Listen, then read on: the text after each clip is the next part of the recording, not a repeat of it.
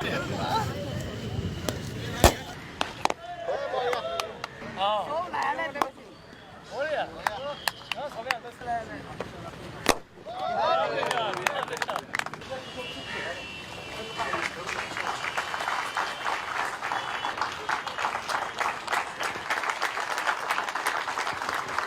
বৰুৱাৰ দ্বিতীয়বাৰৰ বাবে কিতাপ লাভ কৰিবলৈ সক্ষম হোৱা প্ৰাগ নিউজৰ দল আৰু প্ৰাগ নিউজৰ দলক বঁটা প্ৰদান কৰিছে মুখ্যমন্ত্ৰী সৰ্বানন্দ সোণোৱাল ডাঙৰীয়াই। আজি এই সভাখনত উপস্থিত থকা আপোনালোক সকলোৰে প্ৰতি মই ইংৰাজী নৱবৰ্ষ 2021 উপলক্ষে আন্তৰিক শুভেচ্ছা জ্ঞাপন কৰিছোঁ আৰু ঈশ্বৰৰ ওচৰত প্ৰাৰ্থনা জনাইছোঁ যাতে সকলোৱে কুশলে থাকক, সুস্থ হৈ থাকক, নিৰোগী হৈ থাকক আৰু নিজৰ কৰ্মজীৱনত মৰ্যাদা সহকাৰে আগুৱাই যাওক। আৰু কিছুদিনৰ পাছতেই ভোগালী বিহু হ'ব। এই ভোগালী বিহুৰ বাবেও মই আন্তৰিকতাৰে ওলগ যাচিছোঁ। সাংবাদিকতা 24 ঘণ্টাই আমাৰ সংবাদ সেৱাৰ সৈতে জড়িত কৰ্মকৰ্তাসকলে নিষ্ঠাৰে দেশৰ প্ৰতি, সমাজৰ প্ৰতি সেৱা আগবঢ়ায়।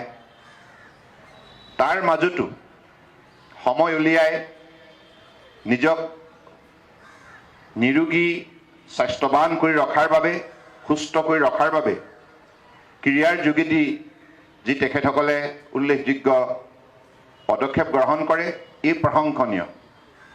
মই নিজেই খেল ভাল পাওঁ আৰু স্কুল হওক, কলেজ হওক, বিভিন্ন পৰ্যায়ত মই নিজেও খেলিছিলোঁ। সেইকাৰণে খেলুৱৈসকলক দেখিলে খুব ভাল লাগে আৰু খেলুৱৈসকলে মানুহৰ মনত এটা ইতিবাচক চিন্তাধাৰা জন্ম দিব পাৰে।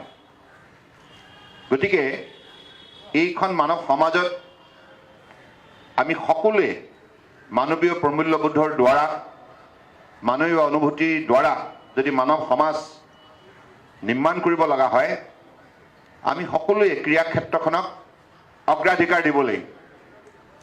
এই পৃথিৱী এক ক্ৰীড়াংগন, ক্ৰীড়াই হ'ল শান্তিৰ প্ৰাংগন। ভূপেনদাৰ এই গীত যুগে যুগে এই প্ৰাসংগিক মানৱ সমাজত। আজিৰ তাৰিখত মানুহে বিজ্ঞানৰ প্ৰযুক্তিৰ জৰিয়তে বহু কৰ্মক্ষেত্ৰত অগ্ৰগতি লাভ কৰিছে, কিন্তু লগে লগে মানুহে শান্তিৰ সন্ধানত হাবাথুৰি খাইছে। গতিকে ক্ৰীড়াৰ যোগেদি যি শান্তি সম্ভৱ হয়, সেইটো অন্য কৰ্মক্ষেত্ৰই সেইখিনি শান্তি দিব নোৱাৰে। গতিকে মই অত্যন্ত আনন্দিত। মই কেইবাবাৰো আহিছোঁ ইয়ালৈকে, আগতেও আহিছোঁ। সুনীল বৰা তেখেতসকলে মোক আমন্ত্ৰণ জনাইছিল, পংকজ শৰ্মাহঁতে। আমাৰ প্ৰণয় বৰদলৈ আগতে আছিল, নহয়? এতিয়াও আছে, হা? এতিয়াও আছে, এভাৰগ্ৰীণ না? গতিকে এনেধৰণে আপোনালোকক খেলা দেখিলে আৰু গাঁৱৰ হওক, চহৰ হওক, উঠি অহা ল'ৰা ছোৱালীবিলাকেও খেলিব। অৰ্থাৎ ক্ৰীড়া ক্ষেত্ৰখনক আমি সজীৱ কৰি ৰাখিব লাগিব, সক্ৰিয় কৰি ৰাখিব লাগিব। সেইবাবে আমি ভিলেজ অলিম্পিক অনুষ্ঠিত কৰাৰ সিদ্ধান্ত লৈছোঁ আছাম অলিম্পিক এছ'চিয়েশ্যনৰ তৰফৰ পৰা। আৰু গাঁৱে গাঁৱে খেলাৰ পৰিৱেশ আমি গঢ় দিব লাগিব আৰু উঠি অহা ল'ৰা ছোৱালীবিলাকক খেলৰ প্ৰতি ধাউতিশীল কৰি তোলাৰ বাবে জ্যেষ্ঠসকলে খেলি দেখুৱাব লাগিব। মাতৃ পিতৃ যেতিয়া দৌৰিব, নিজৰ পুত্ৰ কন্যাও দৌৰিব। কথাৰে নহয় বন্ধু, কামেৰে পৰিচয়। অৰ্থাৎ আমি নিজেও সেই কামত নিজকে নিষ্ঠা সহকাৰে নিয়োগ কৰি আমি উঠি অহা প্ৰজন্মক উৎসাহিত কৰিব লাগিব। ক্ৰিকেট আপোনালোকে হয়তো ভাবিছে আপোনালোকৰ মাজতে সীমাবদ্ধ হৈ আছে। এই ক্ৰিকেট যেতিয়া টিভি যোগেদি অসমৰ বিভিন্ন প্ৰান্তত ৰাইজে দেখা পাব, বাতৰি কাকত পঢ়িব পাব, তেতিয়া স্বাভাৱিকতে এনেধৰণৰ প্ৰতিযোগিতাবিলাকে বহু মনোবল যোগান ধৰে আৰু খেলৰ প্ৰতি মানুহৰ অনুৰাগ বৃদ্ধি কৰে। গতিকে সেইবাবে মই ভাবোঁ যে আপোনালোকে ইয়াক আৰু বহল এটি আকাৰ দিয়ক। ইয়াক কেৱল জাজেছ ফিল্ডৰ মাজত সীমাবদ্ধ নাৰাখিব। গোটেই অসমতে মিডিয়া ক্ৰিকেট অনুষ্ঠিত কৰক। Sunil Bora, all Assam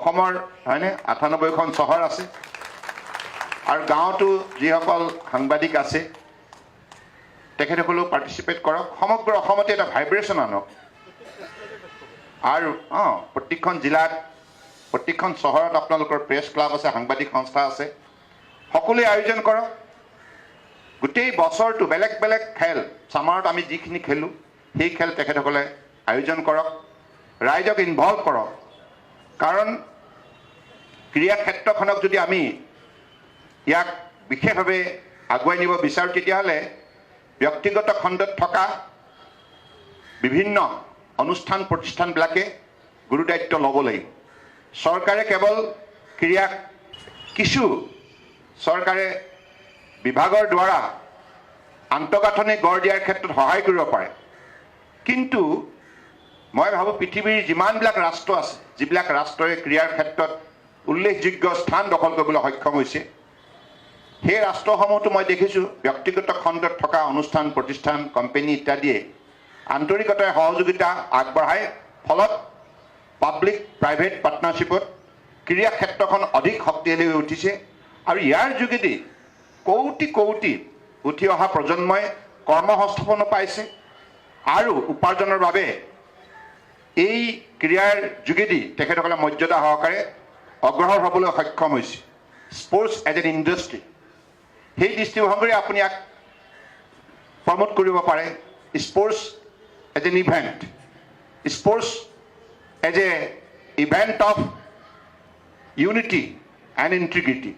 In many ways, sports can be utilized for the promotion of humanity, value, friendship, peace and tranquility. গতিকে সেই বহুমুখী প্ৰতিভা থকা এই ক্ৰীড়া ক্ষেত্ৰখনক আমি সঠিকভাৱে ইয়াক আগুৱাই নিব লাগিব আৰু সেই চিন্তা চৰ্চাবিলাক উঠি অহা প্ৰজন্মৰ মাজত বিশেষভাৱে প্ৰদান কৰিব লাগিব মই আজি গম পাইছোঁ যে প্ৰাগ আৰু প্ৰতিদিনৰ মাজত চূড়ান্ত খেল অনুষ্ঠিত হৈছিল ইয়াত প্ৰাগ চেনেল আজি বিজয়ী হৈছে 9 উইকেট বা আউটষ্টেণ্ডিং ষ্টেটমেণ্ট 9 উইকেট প্ৰতিদিনৰ কোন আছে কেপ্টেইন কিমান হ'ল টোটেল স্ক'ৰ কিমান হ'ল আৰু 20 অভাৰ খেলিলে নাই নহ'লগৈ কিমান অভাৰত আউট হ'ল 18 অভাৰ হায়েষ্ট স্ক'ৰ কোনে কৰিলে আপুনি হাতখন দাগি দিয়কচোন কিমান কিমানটা বলত কিমান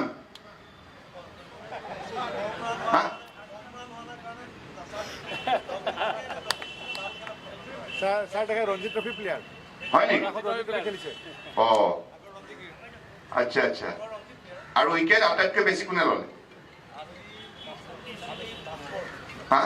ভাস্কৰ কোনজন ভাস্কৰ কেইটা উইকেট লৈছে আপুনি 4টা আচ্ছা কিমান ৰান দিলে 10 ৰান কেইটা অভাৰ 4 অভাৰ 10 ৰান 4টা উইকেট বঢ়িয়া এনালাইচিছ না আৰু সঞ্জীৱ নাৰায়ণ কেপ্টেইন আছিলে নেকি আপুনি অপেনিঙত গৈছেনে তেতিয়াহ'লে আপুনিতো ভাল স্ক'ৰ কৰিলে চাগে মই আউট হলো স্যাৰ 4 ৰান কৰিছো 4 ৰান আছে মই আউট হৈছো বাকি গোটেই মানে আপুনি বেলেগবিলাকক সুযোগ দিছে হয় না যাই কি নহওক ফ্ৰেণ্ডলি এনভাইৰনমেণ্টটো আপোনালোকে ডেভেলপ কৰিছে আৰু মই ভাবোঁ এনেধৰণে টি.জি. বৰুৱা আপোনালোকৰ মেমৰিয়েল মিডিয়া T20 ক্ৰিকেট ভৱিষ্যতৰ দিনত আৰু জনপ্ৰিয় হৈ উঠক আৰু সমগ্ৰ অসমতে এই কথাটো মনত ৰাখিব মই আন্তৰিকতাৰে কৈছোঁ আপোনালোকে সমগ্ৰ অসমতে এনেধৰণে খেলৰ বাতাবৰণ সৃষ্টি কৰক সাংবাদিকতাটো কৰিবই লাগিব সেইটো এটা আপোনালোকৰ ফাণ্ডামেণ্টেল ডিউটি হিচাপে থাকিব লগতে ক্ৰীড়া ক্ষেত্ৰখনক এনেধৰণে যদি আপোনালোকে উদগনি দিয়ে মই ভাবোঁ সমগ্ৰ অসমৰ বৰাক ব্ৰহ্মপুত্ৰ পাহাৰ ভৈয়ামৰ এই 3,50,00,000 লোকে বসবাস কৰা এইখন সমাজক আপোনালোকে অধিক সজীৱ সুস্থ সবল কৰি ৰাখিবলৈ সক্ষম হ'ব ধন্যবাদ জয় অসম জয় হিন্দ